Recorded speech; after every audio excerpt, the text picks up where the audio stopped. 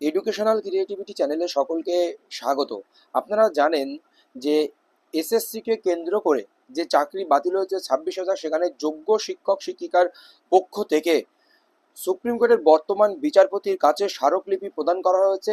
সেখানে চাকরি বাতিল, সেখানে জীবন জীবিকার ব্যাপার, কতটা দুর্নীতি হয়েছে, টেন্টেডের ব্যাপার নিয়ে তুলে ধরা হয়েছে বা বর্তমান পরীক্ষার ব্যবস্থা নিয়ে কিন্তু সেখানে তুলে ধরা হয়েছে। আবার একটি নতুন নজির আমরা দেখতে পাচ্ছি। আপনারা দেখতে পাচ্ছেন ন্যাশনাল হিউম্যান রাইট কমিশন পক্ষ থেকে একটি মেসেজ দেখতে পাচ্ছেন। তো এইবার একটি গুরুত্বপূর্ণ পদক্ষেপ নিয়েছে সেই চাকরি প্রার্থীর পক্ষ থেকে। চাকরি প্রার্থীর নাম সুমন বিশ্বাস। উনি খুব বড় বড় পদক্ষেপ নিচ্ছেন। আরেকটি গুরুত্বপূর্ণ পদক্ষেপ, এই মামলা কবে শুনানি কি না পরে আমরা বিস্তারিত জানাবো। তো কি আপডেট হয়েছে সেটা অন্য একটি ভিডিওতে জানাবো। তো আপাতত দেখুন, আমি সমস্ত বিষয়টি পরিষ্কার করে দেখাবো ফাইল থেকে শুরু করে। তো আমরা যদি শেষের দিকে আসি, আপনারা দেখতে পাচ্ছেন letter receive from Arghya Kusum Ghosh. Letter receive করা হয়েছে Arghya Kusum Ghosh has been diarized by NHRC as national human right কমিশনের নিকট, যার case number 6477 HRC net and NHRC national human right commission.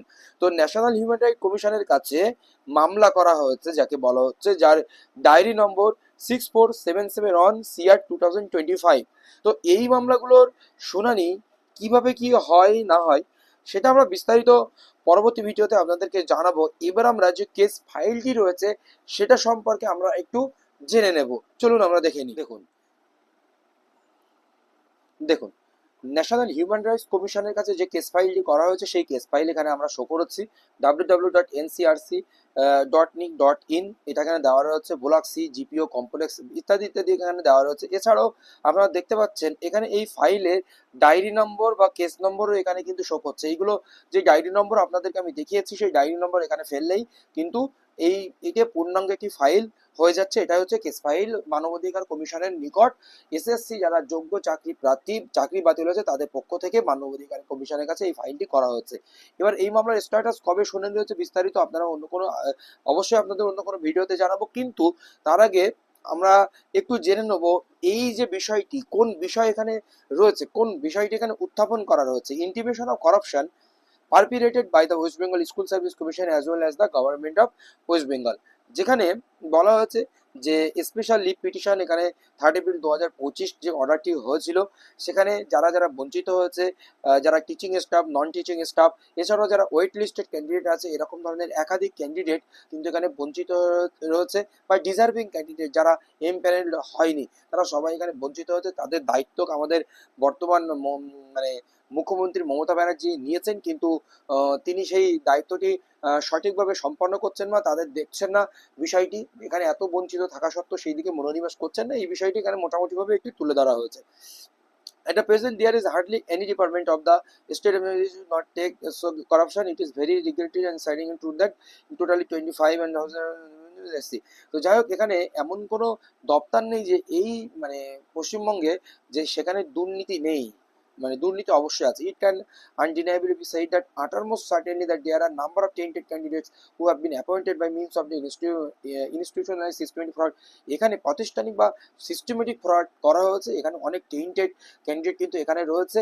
এবং এছাড়াও কোনো নন মানে সুপ্রিম কোর্ট এবং হাইকোর্ট প্রমাণিত করেছে এখানে একাধিক মানে not found to specially tainted candidate রয়েছে, যারা কলুষিত নয় সেই সমস্ত ক্যান্ডিডেট, বা তারা এই 17 রকম যে দুর্নীতি হয়েছে তার সঙ্গে তারা যুক্ত নয়, তাদের জীবন জীবিকা নিয়ে সমস্যা তৈরি হচ্ছে, তারাও এখানে কিন্তু ডিপ্রাইভ হয়েছে। এই অযোগ্যগুলোর জন্য, সেই 17 রকম কাণ্ডে যুক্ত অযোগ্যগুলোর সঙ্গে এই যোগ্যদেরও বঞ্চিত হয়েছে, সেটা এখানে তুলে ধরা হচ্ছে।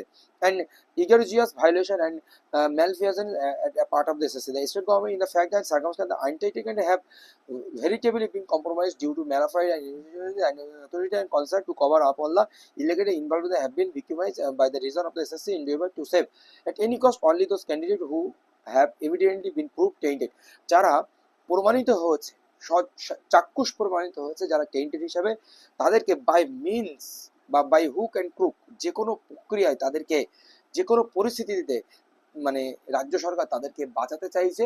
যেমন আপনারা দেখেছেন যে একটি জলের মধ্যে হলুদ গুঁড়ো মিশিয়ে দেওয়া হচ্ছে, যোগ্য অযোগ্য মিশিয়ে দেওয়া হচ্ছে, এমন একটি ব্যাপার।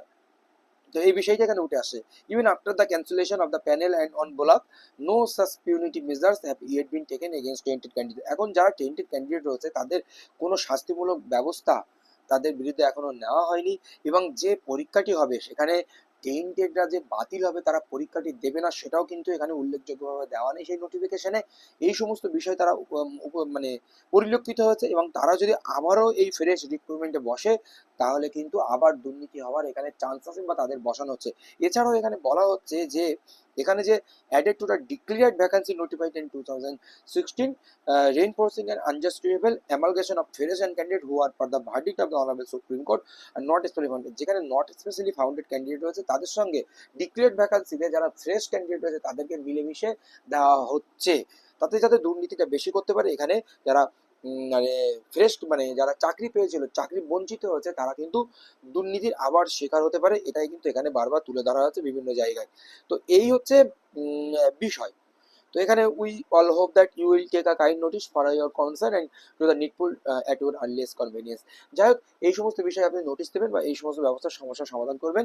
এখানে সুমন বিশ্বাস আপনারা দেখতে পাচ্ছেন, উনি এই মানে এই কাণ্ডগুলো ঘটিয়েছেন, এই সমস্ত বিষয়গুলো তুলে ধরেছেন। এখন ন্যাশনাল হিউম্যান রাইট কমিশনের এই আপডেট কি আছে, পরবর্তী আপডেট অবশ্যই এই কেসের কি খবর অবশ্যই আপনাদেরকে জানানো হবে। যেখানে সুপ্রিম কোর্ট এই মামলার ডিসিশন নিয়েছে, তখন ন্যাশনাল হিউম্যান রাইটস কমিশনের কাছে এই মামলা করে কতটা ফলপ্রসূ হবে অবশ্যই আমরা জানতে পারবো। পরবর্তী ভিডিওতে আপনাদেরকে অবশ্যই জানাবো। ধন্যবাদ।